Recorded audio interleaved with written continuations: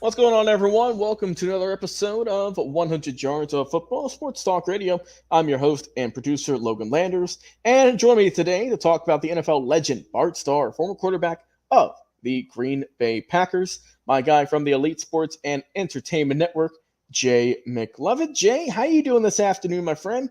And be sure to let the people know what you like about Bart Starr, even though I know you're a Cowboys fan, this is a Packers guy, but you got game has to respect game, right? So what did you like about Bart Starr whenever you're doing your research on the guy by way of Montgomery, Alabama? Yeah, absolutely, man. Yeah, look, thanks for being here. And as you know, man, we just went through Hurricane Barrel, and that was a lot of fun. So it's good to be back here talking some sports with you and not have my generator blowing my head off. Yeah, let's talk Bart Starr, man. I don't know how you don't like this guy. I mean, this is the guy where he was the first Super Bowl winner. So I don't know how you don't like him. Obviously, in 1967, that's where the term Ice Bowl came from. Was 1967 NFL championship game, and that's where Bart Starr got his nickname, the Ice Bowl quarterback. That's his nickname, and I thought it was kind of fitting. And Logan, I don't know what it feels like to throw a football in those kind of temperatures, but I gotta imagine it's pretty damn difficult. So that just kind of gives you lets you know a little bit about Bart Starr and how tough of a quarterback he is. Like you said, he's before the Super Bowl was the Super Bowl, it was just NFL championships, and he has 5 of them. So Bart Starr really was at the very beginning of it all when it comes to football. He got 5 championships, plus he got an MVP of the first Super Bowl, which and then he also came back and got the second Super Bowl. I believe it was in '69. He got 68. He got the first one, the first one at '67. The second one, I believe, was '68. If my numbers are correct, I know it's right about that time frame. But what I like about Bart Starr is a lot of things. Off the field, he does a lot of charity work. As you know, he found the Rawhide Boys Ranch, which is for at-risk youth. Logan, like I know, man, our country has got a lot of at-risk youth in it. Yeah. And it's good to know that there's a quarterback who has the compassion of Bart Starr to start up a charity work like that will help these guys out. So, again, great off the field as much as he was on the field. Some of the things I liked about him was he had great leadership. He was very, very accurate, and he could obviously perform under pressure, Logan. This guy, he was not an easily rattled type of guy. I mean, it just like Roger Staubach was for the Cowboys and all the comebacks that he did. Bart Starr was just that same kind of guy. He could perform no matter what the situation was. Unlike some other quarterbacks I know, Brett Favre, who won't be mentioned here today. He had 5 Pro Bowl selections. But what I liked about him mostly, though, Logan, was he had 57% completion record as a career. So when this guy threw the ball, the receiver really should come down with it. And if he didn't, I'm pretty sure he had butterfingers because this guy was very, very accurate. But one thing I didn't know about him, which, he not only was he a player, he was a philanthropist and all these things, but he was also the head coach of the Packers, for crying out loud. And, the thing about it is a lot of people say, well, was he good? Yeah, he was pretty good. He got to the playoffs twice as a player coach at 1975. And we were talking about the other day, and I forget what podcast I was on, but we were talking about humility. No, it wasn't even. There was a Facebook post that said all great football players shouldn't be humble or are not humble. And this is the kind of guy who is humble, was known for his humbleness. And then it said, well, if you're a humble athlete, then you don't have that killer instinct. Well, I don't know about that because Bart Starr got 5 championships and 2 Super Bowls and was MVP of one of those, and then had him back in the playoffs as a coach. So I think that's a fairly accurate statement that I saw out there on Facebook. And there was a lot of people commenting on that post, by the way. Look, it wasn't just a few. I mean, there were several hundred people that were commenting on this. And I kept telling them, I said, look, that is not true. Barry Sanders is one of them, and Bart Starr is another one. He had integrity. He had humility. He has leadership. I mean, this is a well-rounded guy. And I promise you on the field, he is a killer competitive type of individual. He had 152 touchdowns, 138 interceptions, which is a very good ratio. But mostly he was also man of the year, Logan, in 1969. And I say that to say this. it goes back to what I said to you a minute ago, where he had humility, integrity, and leadership. That's why he's man of the year in 1969. And I think that's just a lot of it that goes with that. And interestingly enough, Vince Lombardi was a very, very demanding, highly pressured coach who required extreme discipline in his athletes.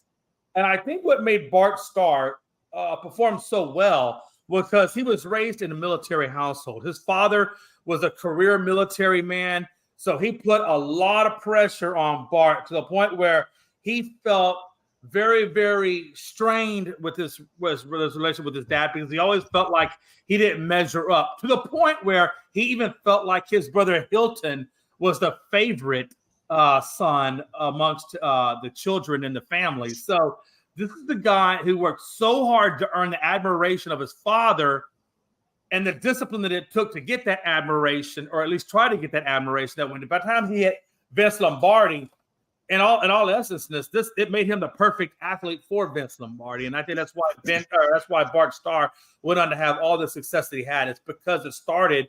Unfortunately, I don't think it was a healthy way to start, but it started in that strained relationship with his father. Yeah, and when you look at Bart Starr, I mean, you mentioned the work he did with the Rawhide Boys Ranch out there in Wisconsin, and just kind of looking through that. And another story I thought was really neat to, just kind of how much of a good person he was off the field, right? How much he gave back. The Corvette that he won, MVP Super Bowl II, he donated it. He donated the Corvette. That's crazy. I mean, like you said, in 71, him and his wife, Cherry, they started the Vince Lombardi Cancer Foundation as well, raising funds for cancer research in honor of, as you said, Vince Lombardi. I mean, just a tremendous cause there. And I know a story about President Nixon. He said about Bart Starr, it's a quote I'll read here. It says, quote, "We honor him as a very great practitioner of his profession, the proud profession of professional football," Nixon said. "And as we honor him for that, we honor him not only for his technical skill, as I've indicated, but also for something that is just as important, his leadership qualities, his character, and his moral fiber." And I'll end the quote there. I mean, that just lets you know, I would say, just how beloved, respected he was, right? And the fact that, like you said, didn't get off to a great start in his life, but man, he really encouraged a lot of kids to look up to him, I would say so, with just how he acted on the field, off the field, helped him get better lives as best as he could.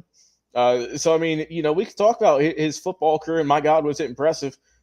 You mentioned the Super Bowls, being good as a head coach as well. I mean, my God, going back to his years at Alabama, I mean, Jay, not only was he a quarterback in his sophomore year, he's also a safety. And he was a punter, for God's sake. He played all three spots. He played special teams, he played defense, and he played offense. And it was not like he was just a slouch at kicker, Jay. He averaged 41.4 yards per catch, which was second in the nation. Jeez. Not second on his team, not second in his division, but second in the nation. And even after all that, like you said, drafted in late 17th round. By the Packers, and man, that they gave him $6,500, which was a lot back then. And Bart Starr, he accepted it. He said, "All right." That was when he spent the summer throwing footballs through a tire, right? Getting ready.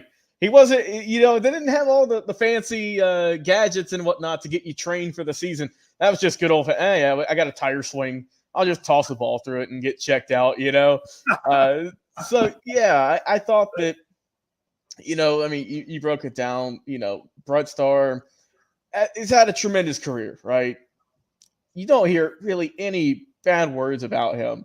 Everyone you talk to, any interview you listen to with former players, that this guy is just an absolute gamer. He got it done. I mean, Jay, I know you didn't bring it up, but the Ice Bowl back in '67. We know how that ended, right? I don't think I need to tell you how that ended. But yeah, we know, and I know Vince will get a kick out of that too. But just so many iconic moments. Of course, you know, he beat the Raiders. I'll throw a shot in there for my team as well. That was it. That was in Lombardi's final game as coach, and where, of course, he won his second straight MVP, Super Bowl MVP, that is. And yeah, like you said, 67 Packers. They remain the only team, Jay, to win 3 straight NFL titles since the playoffs were invented back in 33. We have not seen that since. You know, I mean, that is really impressive. You know, we're still seeing maybe the Chiefs can do it this year. Maybe the Chiefs can do it this year. We thought the Patriots had a good run at it for a little bit, but you know, the teams led with the guy you see on the screen there, Bart Starr, and how well he did, how well he willed those Packers to victory. Remains the only team in NFL history. So Bart Starr, it's been an absolute pleasure talking about him. Unfortunately, we know he did die back in 2019 out there in Birmingham. Lived a great life, though, and lived a long, long life to touch a lot of people. Yeah, I just want to say one thing. You know, we all talk about, and I want to be careful with this comparison. Okay. But we shouldn't. But it should be noted. I mean, if those championships were actually called Super Bowls, then this guy would have 7 Super Bowls, and good point. Would be one more Super Bowl than Tom Brady. But we don't talk about that. That's a good point. That's a good point, Jay. I'm just saying. You know, we don't talk about it. So my question is, if those 5 NFL championships were then converted to Super Bowls, would Tom Brady really be the true GOAT, or is Bart Starr really and truly, in fact, the GOAT? You know what that sounds like to me, Jay? That sounds like another topic for another day. You know what I'm saying? That's how we get people hooked in. That's how we get them hooked. That's how we get them in.